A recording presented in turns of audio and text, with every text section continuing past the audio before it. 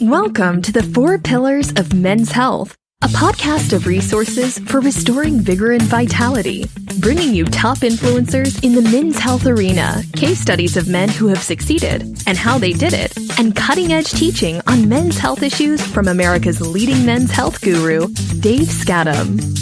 Get ready to take steps towards good health. Here's your host, Dave Skattum. Hey, Dave Skattum here. We've been talking a lot about affirmations and the power of words. And if you haven't listened to that, my first podcast about some instructions and my thoughts on how to make that effective in your life and some kind of some to-do lists and some practical applications, I'd really encourage you to go back to that first podcast and check that out. It's some really good stuff. But I'm super excited today to have online with me today a guy that I've met recently that I've really gotten to know and grown fond of, and I've really seen how he's taken these principles and ideas and applied it to his life. And I just want to say a big welcome to Mike Green. Thanks for joining our show today. Hey, hey, it's my pleasure, Dave. Yeah, sounds good. Is so strong, and there's nothing greater, really. Especially our own words to ourselves. So, absolutely. Hey, just tell us a little bit about who you are and what you're up to in your life right now. You've had a lot of cool experiences in your life. Just introduce yourself to my audience and who you are and what you're up to. Yeah, well, I'm Mike Green, and I live in North Idaho, up here in Coeur d'Alene, Idaho. Moved here about 20 years ago. I grew up on the beaches of San Diego as a kid. Growing up and it all started back then, but I have 5 kids right now and a beautiful wife of 30 years, and it's just been an awesome journey from one glory to the next. And nice. I do real estate and I'm a coach for Waitley Global and Napoleon Hill Foundation, and up here in North Idaho. Cool. Hey, so you said you're a coach. What kind of coaching do you do? Well, just like a life coach, business coach, that kind of thing. Right. Cool. I've helped kids, juvenile hall kids, coach them, and basically, what I do is I dig into people and pull out things that they might have forgot about or nice. Just try to help them figure out what it is that their purpose is. And, cool. If they have challenges and stuff like that, I'm a problem solver. And so I help them work through challenges. Yeah.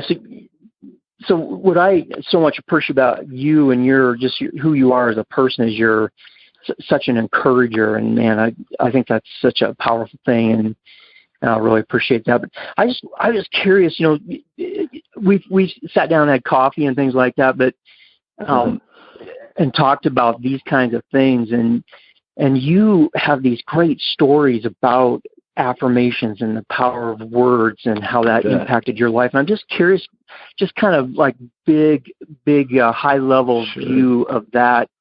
What's your thoughts on the power of words and affirmations and how they impact us? Yeah, well, number one, it always comes from vision. Lack of vision, my people perish. And it always comes down to vision, because without vision, we have nothing. We don't even have words. So, first of all, you got to have vision and purpose in your life. And from that standpoint, then once you get, this excitement inside of you that burns, then with that, then affirmations, because, we speak, I think, 70,000 words a day, something like that. It's like 70,000 words. We run 70,000 words through our head a day. So the moment we start to capture some of those thoughts and some of those words and get ourselves into the moment, and sometimes it's called reframing. Because most of those thoughts, I think, it's a high number. It's something like 70%. 70% of those thoughts are negative.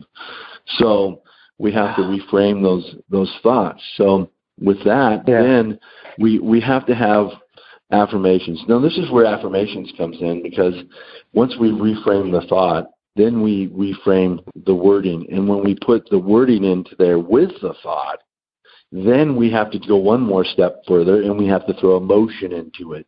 Because if you don't have the thought with a word and emotion, no changes are going to come about. You see all these affirmations everywhere. You see them everywhere.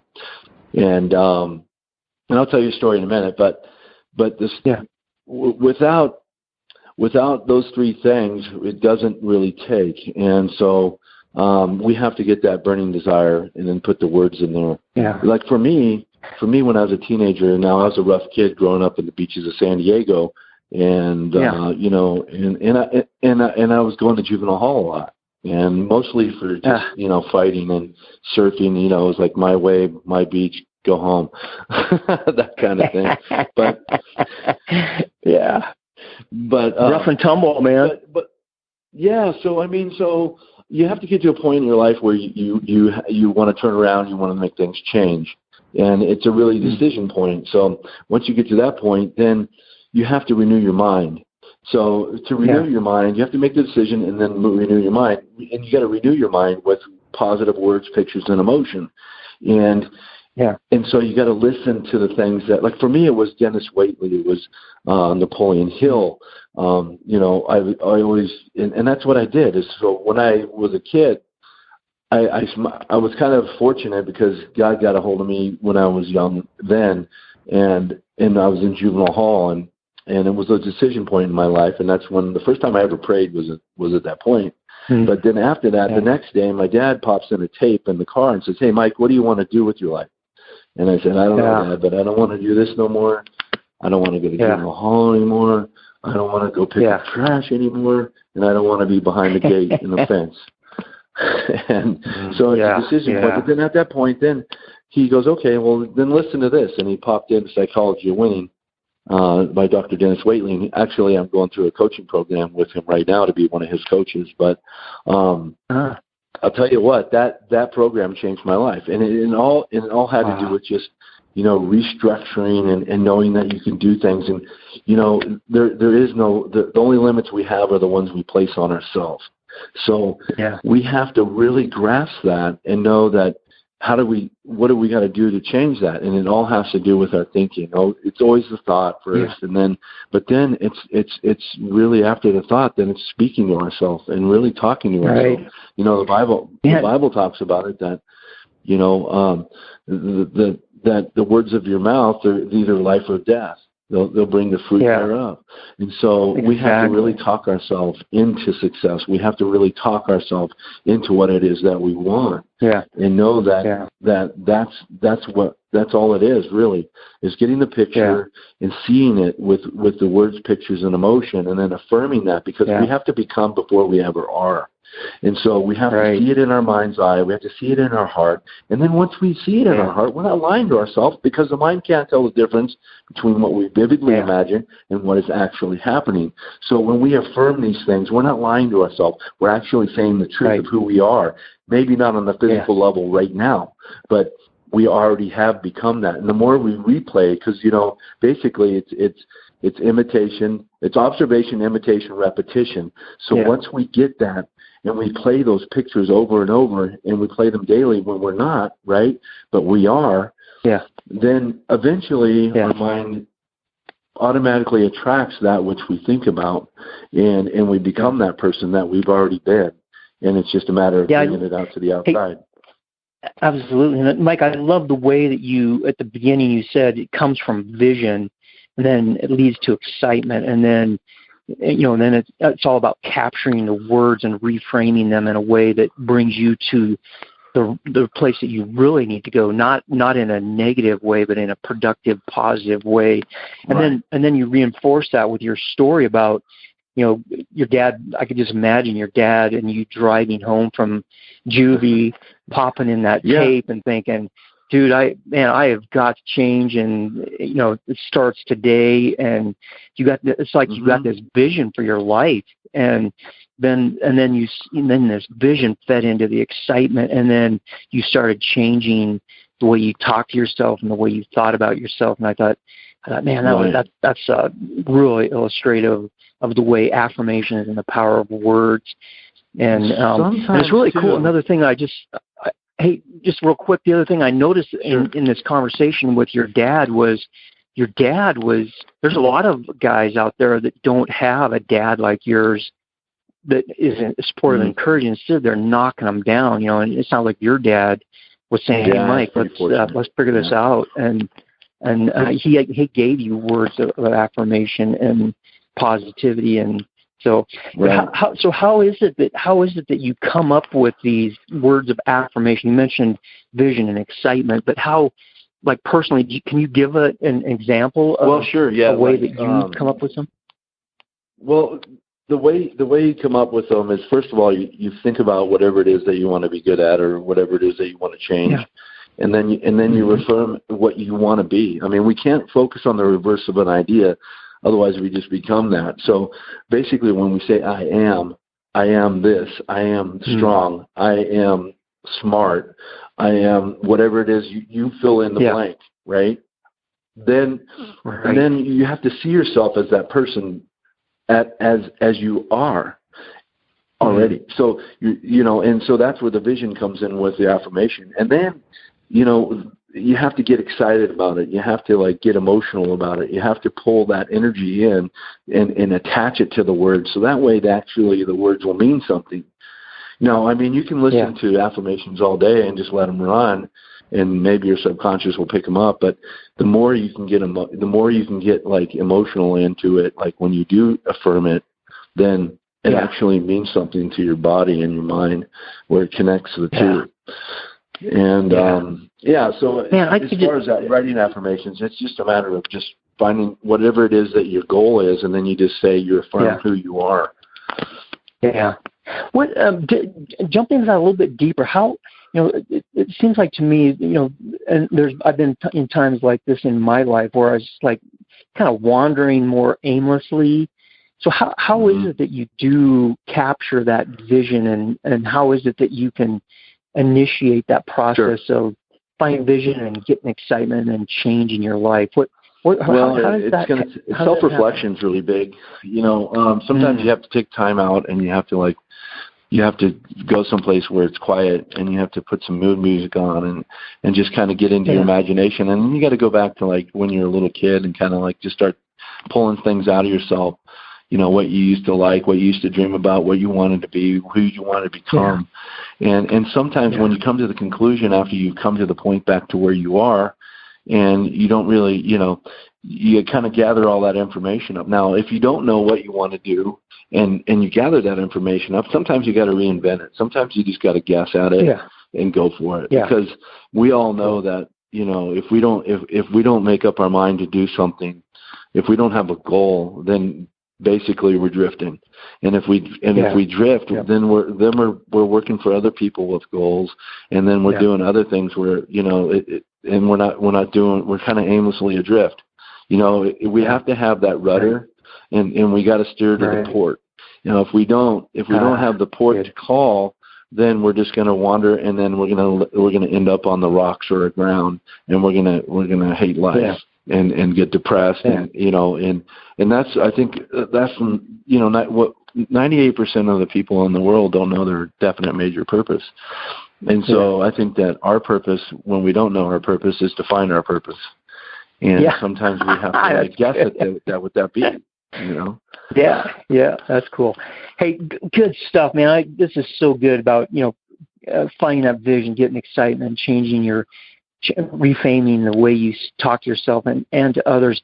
What, just kind of in closing, if we could just wrap this up, what kind of bullet points would you hand out to guys that are listening to this podcast?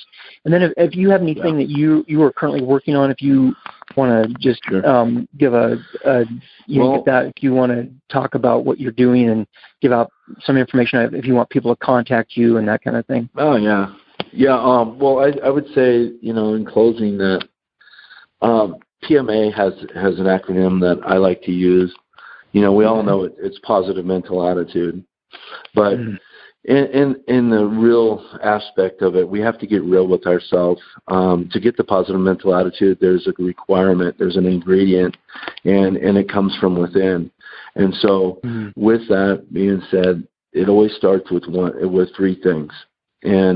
Or it starts with one thing. The one thing is P. P is prayer. You know, if you're not religious, that's okay. But, you know, if you're silent and you just listen, you might hear a voice. And it's through prayer where you give your what you're asking for. It's always, that's where the starting point is, acknowledging that there's a higher intelligence, that there's somebody out there that's kind of like created you and everything in this world.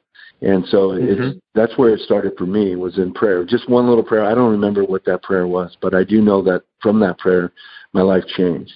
And the second one is M, and I like to say meditate. And meditate to me is like just to think about and dwell on the things that I desire, and visualize and put words, pictures, and emotions into that. And that's what's happened to me as far as changing my life, you know, and how I get excited and how I get enthusiasm.